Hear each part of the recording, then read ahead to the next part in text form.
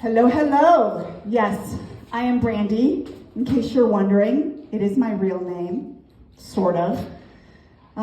Yeah, my actual name is Velvet Brandy Delicia.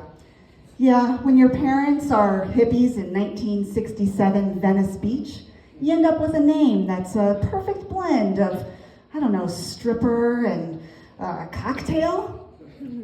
Nothing screams stable childhood like growing up with a name that's lingerie, liquor, and a dessert topping all mixed in one.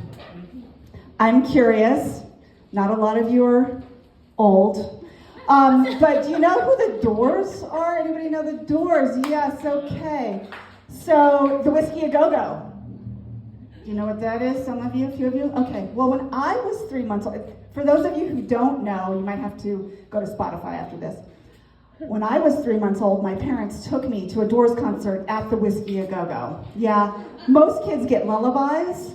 I was getting serenaded by the Lizard King.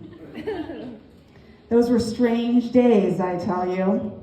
That's a reference to a Doors song, in case you didn't know. Our family dog was actually named Acid. Who said that before? That explains a lot, yeah. My mom, 21 years old, was taking both brandy and acid to build sandcastles. A real LA woman. Also a reference to a Doors song. Okay, thank you. Thank you. So my mother had a strategy for this name of mine. Brandy is my everyday name. I refer to it as my muggle name. And Delicia is my lucky name. And Velvet, well, that's my pretty name. She knew I was going to need a brand. And I really am lucky because, according to Mom, Dad wanted to name me Kim Psycha Delicia. What the? So, no offense to the Psychodelicias in the audience.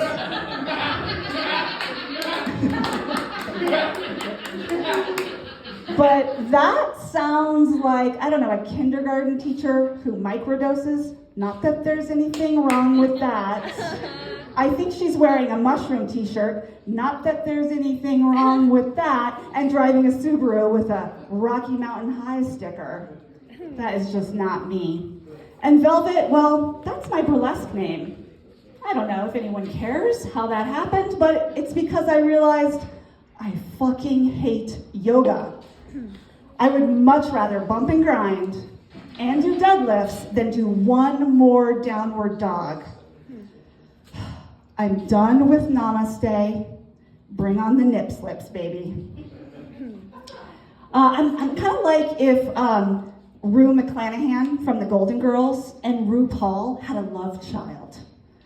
Unapologetically flirty.